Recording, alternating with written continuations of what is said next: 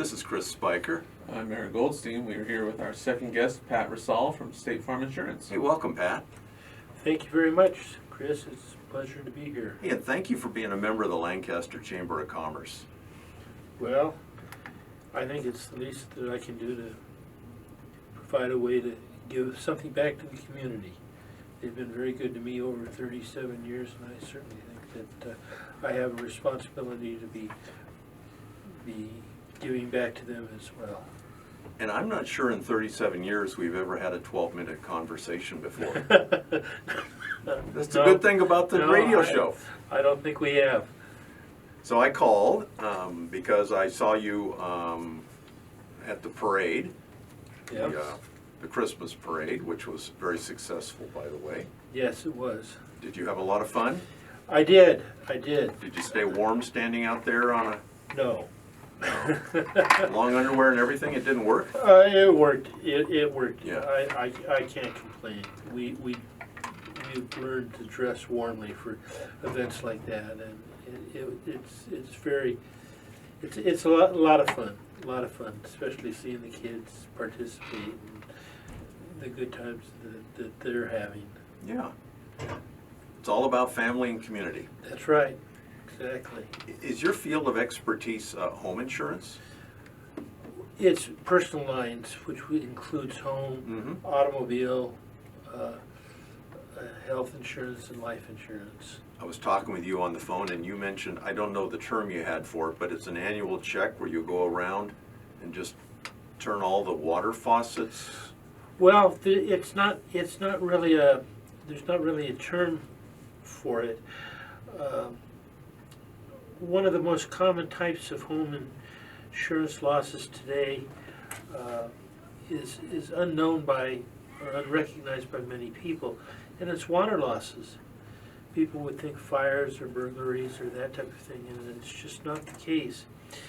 So what we recommend is an annual check of all water outlets in the house.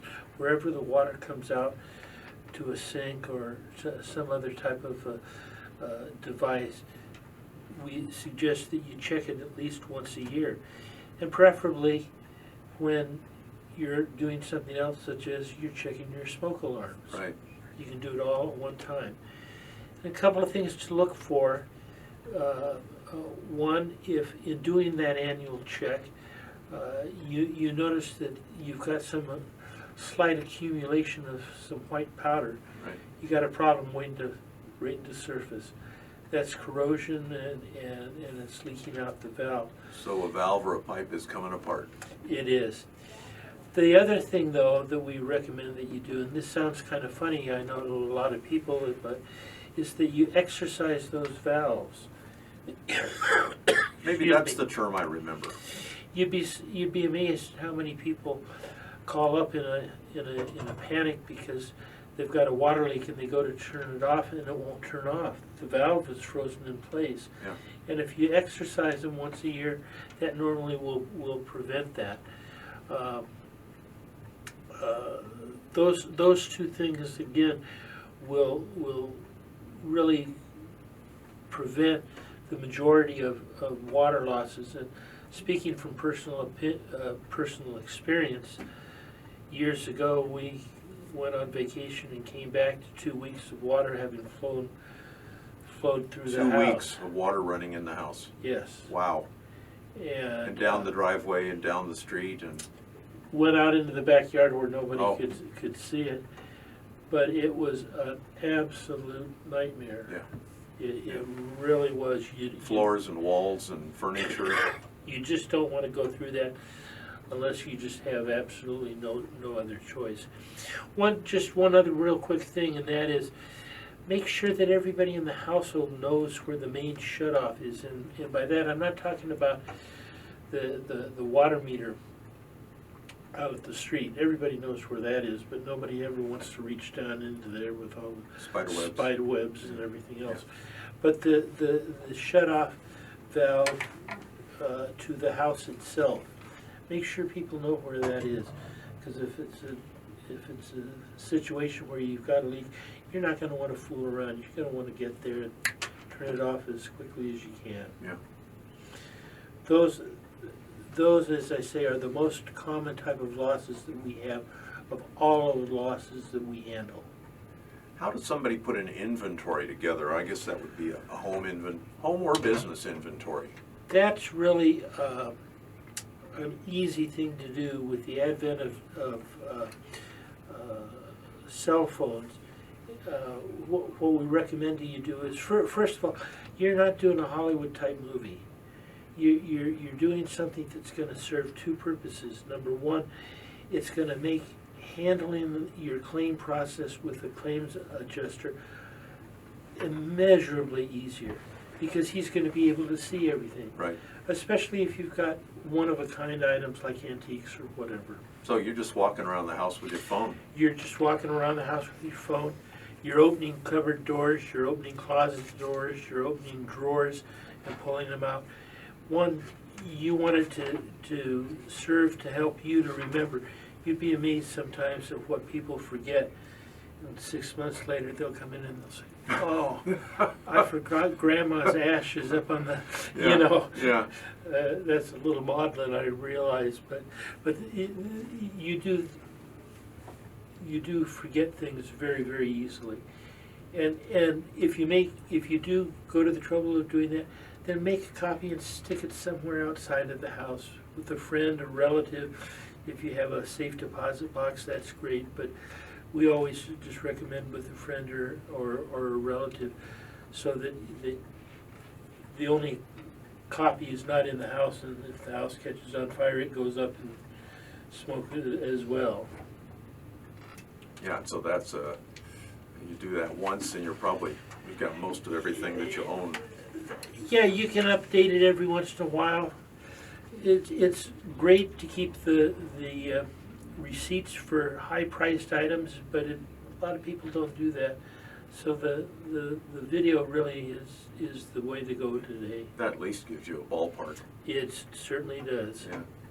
And there are lots of people around who I think could shoot that for you for fairly reasonably. If you Oh need yeah, if you can't do it yourself, I know that there are a number of audio visual companies that would be more than happy to do it for you. Can I ask you about earthquake insurance? Sure. I'm a homeowner, but I'm not doing the earthquake insurance. I mean, I know there's going to be an earthquake. I guess I think I'm going to self-insure. Exactly. Here's your chance. Exactly. Earthquake insurance is an interesting phenomenon, because anytime we have a minor shake or even a moderate shake, people flock in, they get it, they pay for it for the first 6 months or a year, Yeah. and then they cancel it and they let it go. And there was an announcement just yesterday that the city of LA has come out with a new program for your cell phone that's going to give you at least a minute's notice that an earthquake is coming. What's the phone number they call when they get that minute's notice? You know, I don't know that yet. I haven't gotten it yet. But without earthquake insurance, you're right. You're self-insuring. People say, well, Federal Emergency Management Association or agency will come in. It'll take years. At the very least. Yeah. At the very least. So it's just a question. They are very sound financially because they've had a good track record to run on. Right. In terms of seismic activities. So part of what you give is peace of mind. exactly. You know, it's I tell people, and I'm very emphatic about this. It's not a question of if, it's a question of when. And if you want to take those dice and roll them and maybe hit it and maybe not hit it, that's what happens with having earthquake coverage or not. Right. Wow. Well, it's certainly something to talk about. But as far as how do people usually, we got just 2 minutes left, how do people insure their home? What are they insured for? Well, one of the big misconceptions that people have about homeowners insurance when they buy it is if they buy a house for $150,000, they have to insure it for $150,000. Yeah. And that's not the case. Hmm. In California, the law provides that a mortgage company can only require you to insure for the calculated replacement cost of the house. So if you have a house that's going to cost you $100,000 to replace, there's absolutely no sense in recording or in insuring it for $150,000 because you've got $50,000 there that you'll never collect on.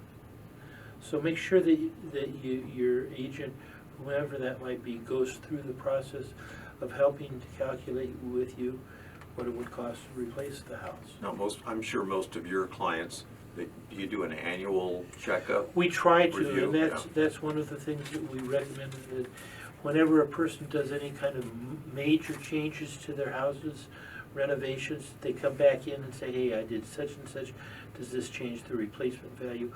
At the very least, every couple of years, it's a good idea to take a look at it. Yeah, and say hello and Exactly. give them the names of the new dogs. things That's like- right, exactly. So what's contact information for you, Pat? It's 661-273-5311, and we also have a website, Pat Rossall at statefarm.com. Either one, they can get a hold of us. And we do have 24-hour telephone service, so if they can't call until the evening, that's fine. That kind of says it all. Pat, thanks for being on the show. Well, thank you for asking me. I appreciate that, and hopefully got a little bit of information to some people out there. Positively. We'll do it again. All right. Thank you, sir.